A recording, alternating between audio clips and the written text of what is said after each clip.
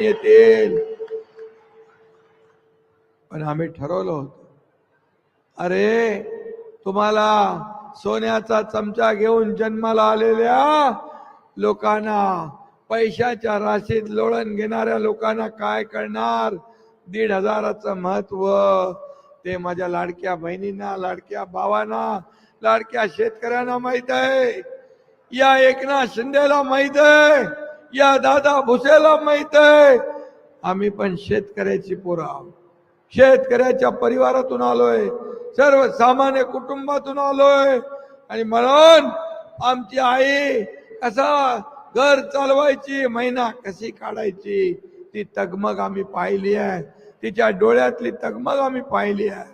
आणि म्हणून जेव्हा अधिकार येतील तेव्हा माझ्या लाडक्या बहीण भावा शेतकऱ्यासाठी हा एकनाथ शिंदे काहीतरी करेल, हा आम्ही विश्वास बाळगला आणि योजना केली. दादा भुसे सारखे माझ्या मागे लागले, लाडकी बहीण करा, लाडकी बहीण करा, लाडकी बहीण करा. तर बहीण पण केला, लाडका भाऊ पण केला. आम्ही त्यांना अप्रेंटिसशिप पण दिली. तुम्हाला मी सांगतो, तुम्हाला मी एकच सांगतो, महाविकास आघाडी म्हणते आमचं सरकार आल्यावर आम्ही बंद करू, आमचं सरकार आल्यावर त्याची चौकशी लावू, जे लोक दोषी आहेत त्यांना जेलमध्ये टाकू. कोणाला धमकावताय? अरे तुमचा भुसा पाडून झालाय, आता दादा भुसेचा भुसा म्हणाला तुमच्या नाका तोंडात भुसा जाईल तर दम द्यायचं विसरा. तुम्हाला श्वास घ्यायला पण वेळ मिळणार नाही.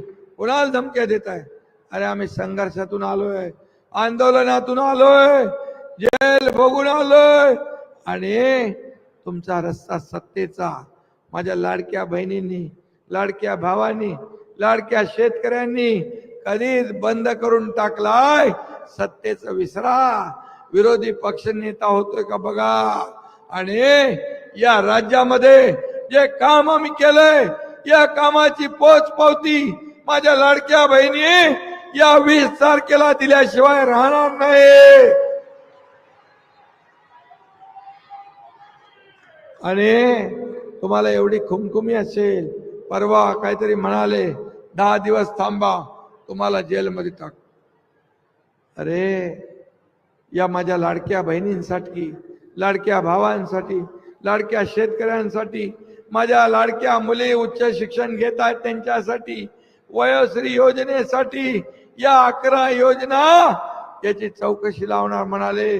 आणि माझ्या लाडक्या बहीण भावांसाठी उद्या जेलमध्ये जायला लागलं तर हा एकनाथ शिंदे एकदा नाही 100 वेळा जेलमध्ये जायला तयार आहे.